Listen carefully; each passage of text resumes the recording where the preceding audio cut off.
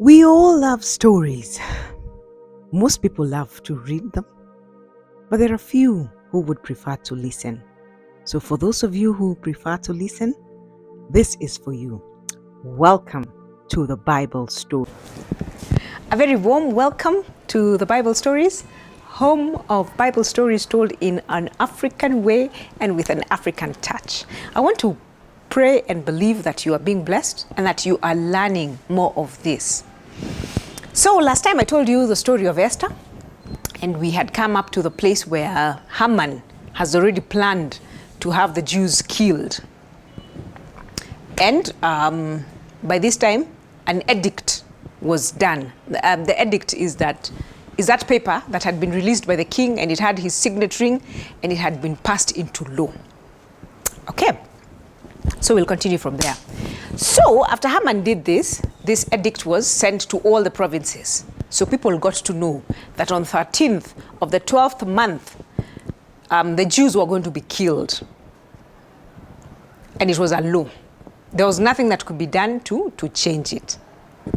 So Mordecai saw this. And Mordecai, being the Jew that he was, he put on sackcloth and he was mourning. And he didn't go to where he normally goes because you could not go into the king's presence with sackcloth and ashes. So he reached some specific place. And then people told Queen Esther, your cousin is wearing sackcloth. So she sent someone to go and find out what is the problem. Why is he wearing? Actually, she sent someone with clothes to go and give Mordecai to wear and find out what the problem was. So Mordecai was given the clothes and he said, no, he's not wearing them, he's in mourning. And then he told Queen Esther what had happened. And he told Queen Esther, you go to the king and tell him that we are being killed and it is for no reason, for no apparent reason. Mordecai actually said the whole story, how Haman had put in money to make sure that all Jews are killed, are eliminated, just because he doesn't like Jews. So Esther was told, but Esther sent a message to Mordecai. You know, I can't go to the king and tell him these things because you have to be called by the king. If you're not called and you peleka yourself, you can be killed because you enter that presence and if he's not pleased with you, you don't know how he slept. He can wake up and decide that you're killed. So I cannot go to the king. I've not been called for about 30 days. So the guy went and told Mordecai, this is what Esther says. Mordecai, without flinching, sent the guy and told the guy, go and tell Queen Esther. Just because you're the queen, don't think that they will not know that you're a Jew. You will be eliminated. Maybe the reason you became a queen is for a time such as this, so that you can be able to save us, the Jews. If you don't do something, please note, God himself will deliver us. You and your father's family, however, you'll be up to God. But just know that you need to do something. If you don't, God will do something for us and you guys will be left. And when I first read that, I thought, Allah, you and your father's family. It was just Esther because her parents had died. But anyway, she got the message. Then she said, she quickly got an idea. She said, go and tell Mordecai that all the Jews in Susa must fast for 3 days. No drinking, no eating, for 3 days. I and my servants will also fast. And then after those 3 days, I will go to the king. If I die, I die. Okay? And it was agreed. It was a sealed deal. They decided to do that fast. And that is why we call a dry fast the Esther fast. When you fast for 3 days, it's called the Esther fast. That is where it came from. Now, for those who do not know, now you know. So the people fasted. And then after 3 days, Queen Esther went into the presence of the king. And the king asked, who is out there? And he was told it is Queen Esther. And he was happy. He extended the scepter. So when the king does that, you know that the king is happy with you. And so Queen Esther comes in and the king asks, what is your petition, Queen Esther? I will give you up to half my kingdom. And she's like, oh, okay. I want you and your favorite prince, Haman, to come for a banquet that I have prepared.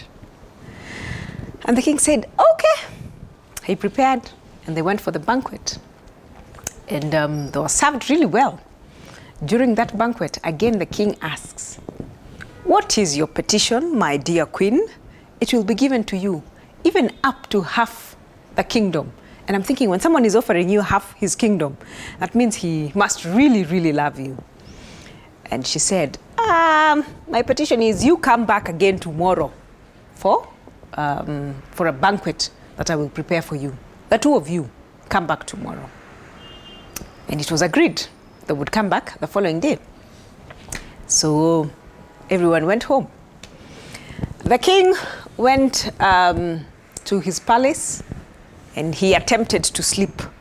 But before I give you that story, Haman, on his way out, he saw Mordecai. And as per usual, Mordecai refused to bow down to him. And Haman felt really bad. So Haman went and told his friends and his wife, Zeresh. His wife was called Zeresh, and he had 5 friends. He was bragging to them how he's a very important man, that not only the king honors him, but even the Queen Esther. I mean, of all the nobles, it was just him who was invited to the banquet with the king. That means he's a big man. He's recognized. And then he says, but imagine, with all this, I am very annoyed at that man, Mordecai. He still does not bow to me. I'm very annoyed. And his friends and his wife, they tell him, what you do, you prepare a gallows. Now, a gallows was, I don't know if you've ever watched those old movies where people used to be hung.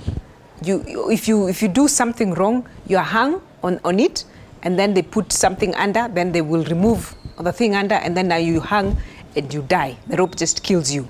It was very public. So he put up a gallows, and the friends told him to go and ask the king for permission to hang Mordecai. I mean, he's a big man.